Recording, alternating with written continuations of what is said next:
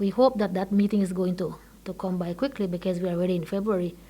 March is budget time, and so this is a period when they should be preparing. And so we want to ensure that before they get to that point that there is that discussion between at least the three unions who negotiate with the government. And we are hoping that we would be able to get that invitation very soon, that we can start those discussions. So our economy is still in a bad state.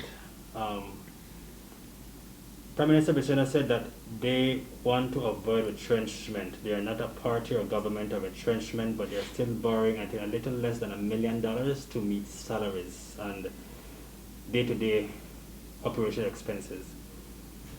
Are teachers prepared to take a salary cut?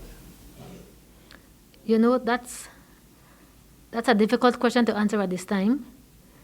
We do understand the country's situation, but we also understand and we also recognize as well that due to the situation of the pandemic, a lot of our teachers, their spouses, have lost jobs, and so they have gone from having 2 incomes in a household to now only having 1. And it's going to be very difficult if it is that we are going to now be looking at reduction in salary.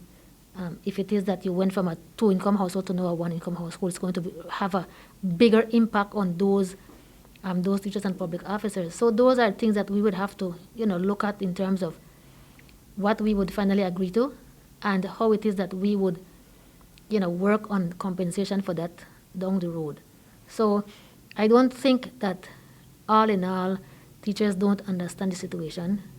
Again, we have to ensure that whatever we negotiate is going to be fair, and that the government, in putting forth those types of situations to us and asking us to make those kinds of sacrifices, we have to be sure that the government is going to be doing its part as well. So you can't be asking me to make sacrifices for the country, and then as a government you continue spending recklessly, or you are not doing what it is that you can do in other areas, to reduce the expenses of the government. So it has to be a situation where if we are going to sacrifice, then we will all sacrifice together.